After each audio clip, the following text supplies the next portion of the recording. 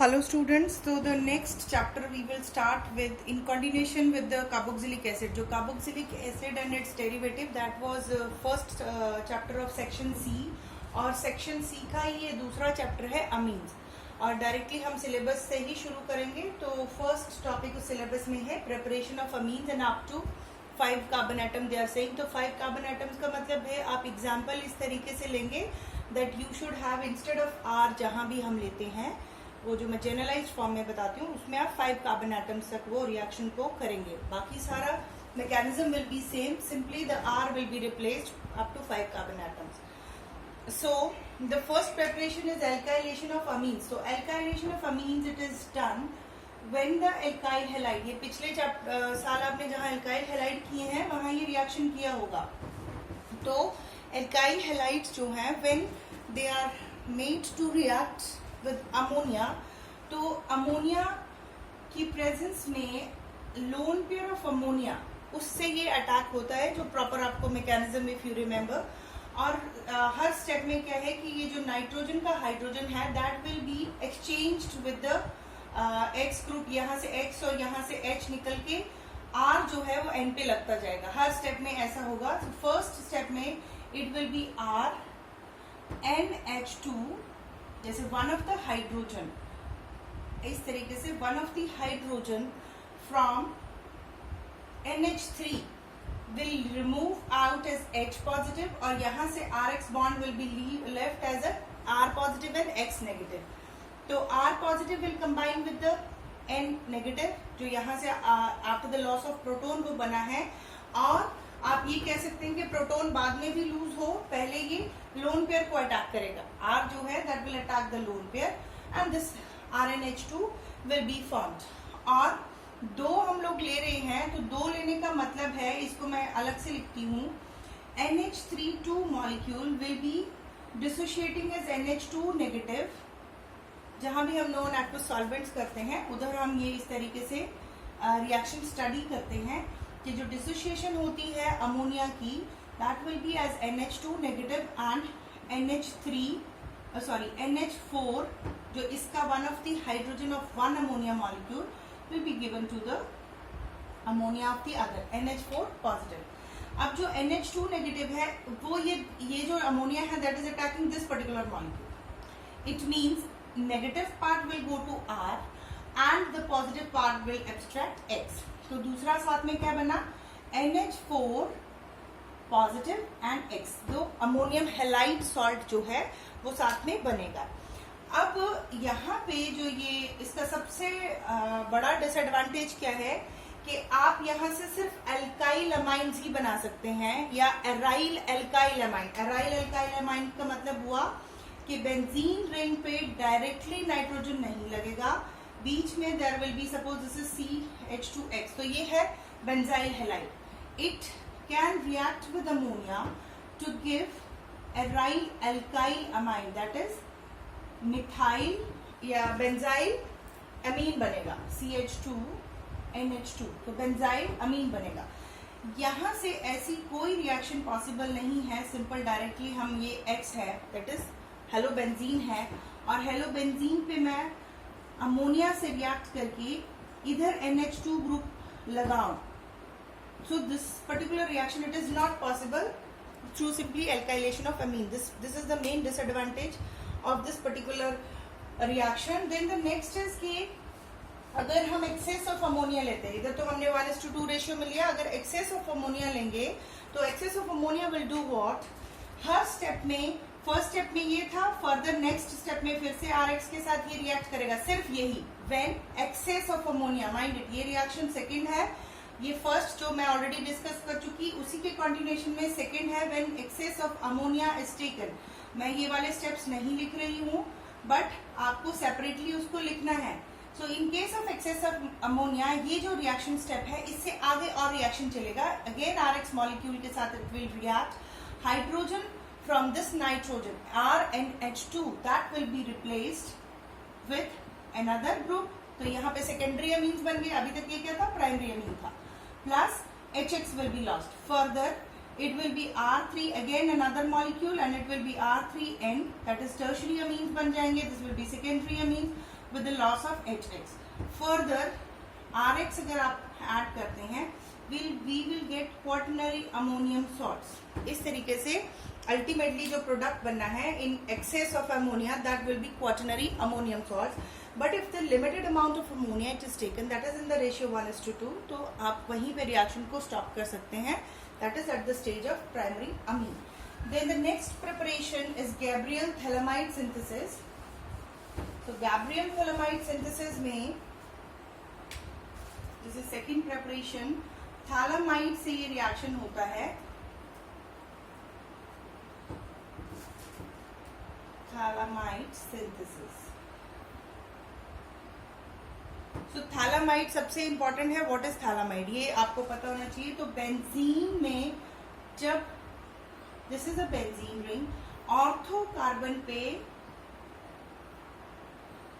इस तरीके से from phthalic acid this phthalimide it is obtained. जैसे हम कार्बोक्सिलिक एसिड डेरिवेटिव्स कर रहे थे, तो ये कार्बोक्सिलिक एसिड डेरिवेटिव ही है, एक बेंजीन होगा.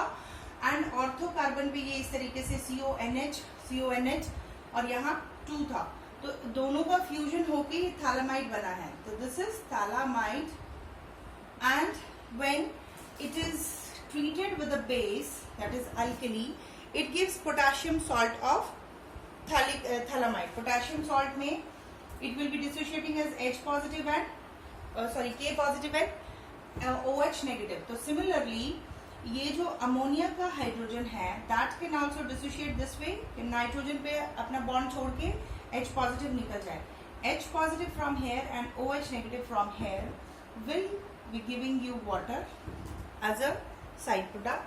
And potassium salt of phthalimide will be obtained.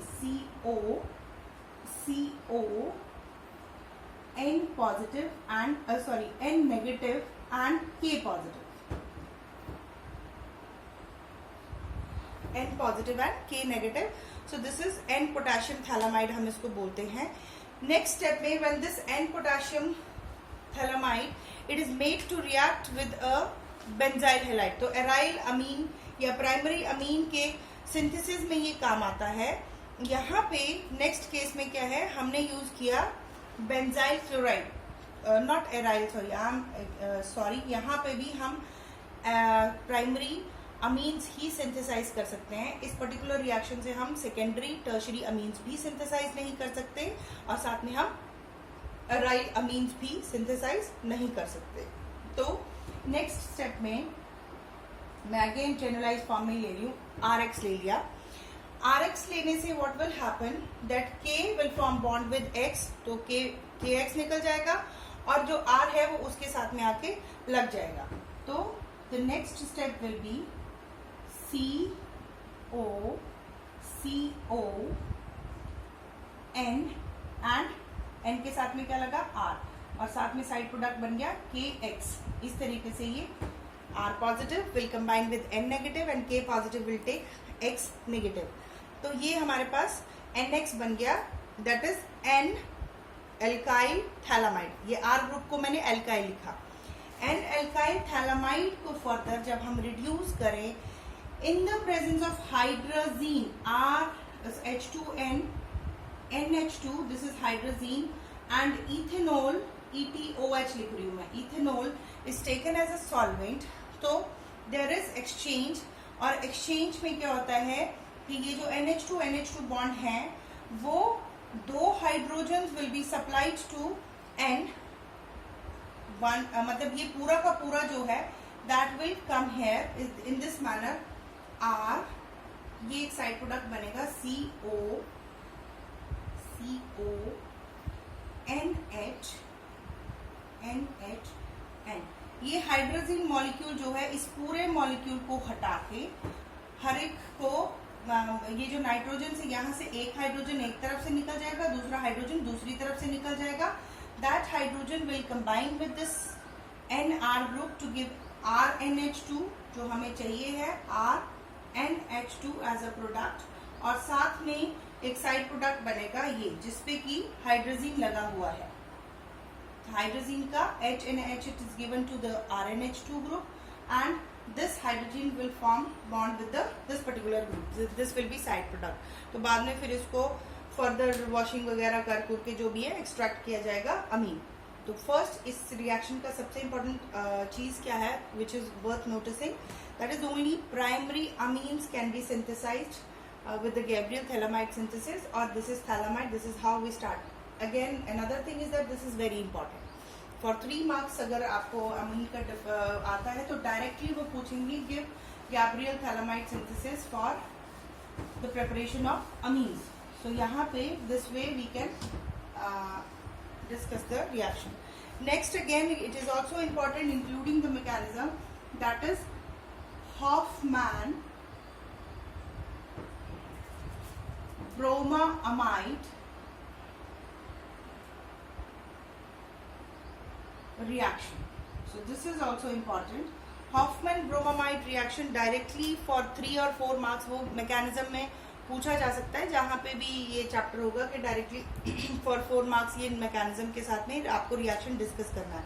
इसको हम रीअरेंजमेंट भी बोलते हैं, हॉफमैन ब्रोमामाइड रिएक्शन, या फिर हॉफमैन रीअरेंजमेंट ऑफ अमीन्स, इस तरीके से भी बोला जाता है। तो बेसिक रिएक्शन क्या है, RCONH2, this is amides, amide group है।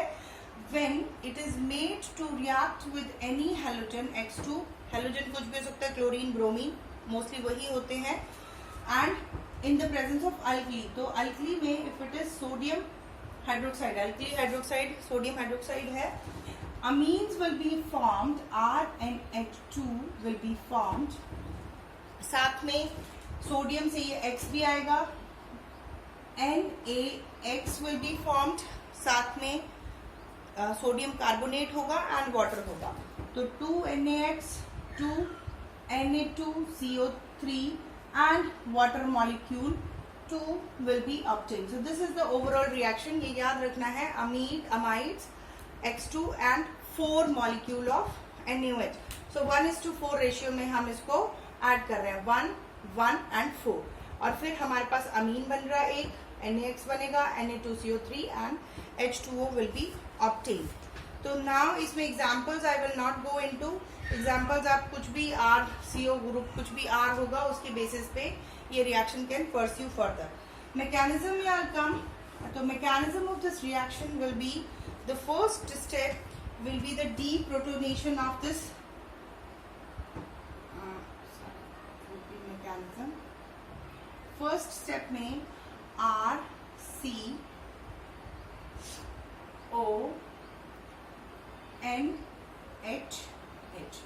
First step, OH negative from the alkali that will abstract the proton from nitrogen। ये proton abstraction होगा and the electrons will be left here only। so this will be the loss of H2O here and we will have RCON negative H। now there is resonance in this particular structure। resonance कैसे है, ये electron oxygen अपनी ओर खींचे and the negative charge it comes in between the carbon and nitrogen. So this will be O negative double bonded RNH। तो इस तरीके से ये एक स्टेबल स्ट्रक्चर है। नेक्स्ट स्ट्रक्चर में नेक्स्ट स्टेप में दिस RCONH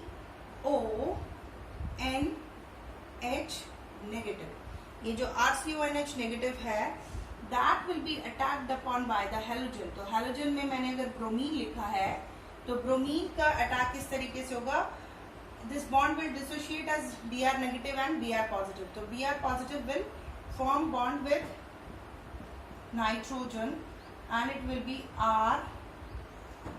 RBrH plus ये जो Br positive है that will be left out as such, Br positive मैंने इस तरीके से इसको लिख दिया, जो सोडियम के साथ में फर्दर रिएक्ट करके NaBr बना देगा। देन इसी में थर्ड स्टेप में फर्दर जो नेक्स्ट हाइड्रोजन है इस पे जो बची हुई है उसमें NHBr that will also be attacked upon by the hydroxyl ion। so again there will be abstraction of hydrogen, next hydrogen, and there will be loss of water molecule leaving the electron to the nitrogen N negative and Br ये एक reaction intermediate बनेगा and this reaction intermediate again it is resonance stabilized. तो resonance stabilized है इस तरीके से। Next step में this way there is a resonance stabilization in this particular reaction and Br. This is how it is resonance stabilized, वो बता दिया। Next step में ये जो resonance stabilized स्ट्रक्चर है there will be rearrangement। इस particular group में rearrangement होगी। This is very important, ये it is worth noting, आपने इस चीज को ध्यान से देखना है। यहाँ पे अगर confusion नहीं होता है you can easily solve the mechanism। अगर थोड़ा सा आपको नहीं हो पाता ये rearrangement solve then you can get confuse. ये oxygen again it will give back its electron to carbon and oxygen carbon और नाइट्रोजन के बॉन्ड से वो इलेक्ट्रॉन फिर से वापस इस तरीके का मतलब वो फिर से बन रहा है स्ट्रक्चर। और साइमल्टेनियसली उसी स्टेप में जो आर जो इस कार्बन के साथ लगा है वो आर इधर को मूव कर रहा है, एन को मूव कर रहा है। ठीक है, तो ये वाला नहीं, सॉरी, उसमें कार्बन की वैलेंसी डिस्टर्ब हो जाएगी। यहां से ऑक्सीजन इधर को मिला तो अब ये पाई बॉन्ड नाइट्रोजन की तरफ नहीं जाएगा, ये जो आर है वो नाइट्रोजन पे माइग्रेट होगा। Migration of alkyl on the end. तो ये बैक साइड अटैक है। एक तरफ से इस तरीके से you will be writing it कि एक तरफ से नाइट्रोजन से यहां से ये ब्रोमीन निकल रहा है एज Br नेगेटिव, और simultaneously R it is coming as R negative onto the nitrogen atom. So there is a rearrangement in this particular step which will result into the formation of a alkyl isocyanate CO double bond N and R। इस तरीके का एक वो isocyanate intermediate it is formed। Then next step में ये जो alkyl isocyanate बना है इस पे again the OH negative ion from NaOH that will attack the carbon atom. तो कैसे होगा वो, this is R and I can write down N then C इस तरीके से double bond and OH molecule will attack the carbon atom. When OH molecule will attack the carbon atom पहले oxygen will drag the electron towards itself or OH negative will form bond with the carbon atom. So we will have R, N, double bond C, OH and O negative. इस तरीके से बना।